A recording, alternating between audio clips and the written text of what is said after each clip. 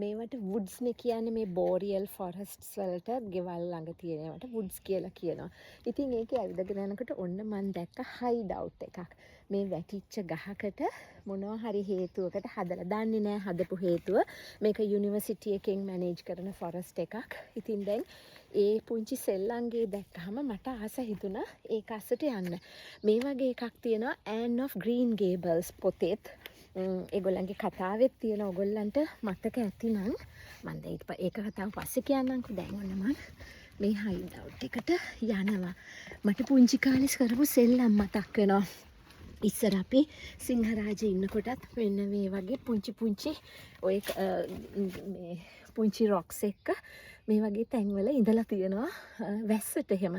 ඉතින් අර Anne of Green Gables, Prince Edward Islands වල කැනඩාවල අපි නෝවා ස්කෝෂියා යනකොට මේ ගිය සැප්තැම්බර් වල මම ඒක පෙන්නුවා. ගොඩක් අය ඒකට කමෙන්ට් කරලා තිබ්බා. ඒ Anne of Green Gables එකේ Anne මේ වගේ හයිඩ් අවුට් එකක් හදනවා. සෙල්ලංගයක්. තමන් ගොඩාක් එතන එයා ඒකේ තමයි ගොඩක් එයාගේ කාලය ගත කරන්නේ.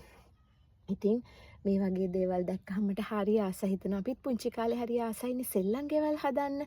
ඉතින් මෙහි ගොඩාක් අය මේ වුඩ්ස් වල සෙල්ලම් කරන දරුවෝ මේ වගේ දේවල් කරනවා. මේක නම් මේ දරුවෝ කරපු එකක් නෙමෙයි වෙන්නේ. ඉතින් මට දැන් මේ ඉන්න අතරේ පුංචි මේ හිදැස් වලින් පේනවා අර ඉස්සෙල්ලා මට හම්බ වෙච්ච ලේන් හාමි එහෙ දුවනවා. ඒ වගේ ලේන් හාමි කෙනෙක්. ඉතින් බලන්න මේක කොච්චර මනසට සුවදායිද. අපිට වැඩි හිටියෝ වෙලත් මේ වගේ තැනක ඉඳගෙන පොතක් කියවන්න විවේක ගන්න හරි කියාපු තැනක්. ඉතින් මෙහෙම දේවල් අපේ සමාජයෙන් දැන් ගිලිහී යනවද කියලත් මට හිතෙනවා. මගේ පුතාලා පොඩි කාලේ නම් බොරලැස්ගමුවේ අපේ ගෙදර ඉන්නකොට මම ඒගොල්ලන්ට වෙනමම දිවි කදුරු ගහක් ලෑස්ති කරලා තිබ්බා. ඒකට නැගලා පොත් කියවන්න අවශ්‍ය ප්ලැට්ෆෝම් එකක් හදලා. ඔන්න දැන් මම මෙතන ඉන්නවා. අර ලේනාමි දුවගෙන එනවා.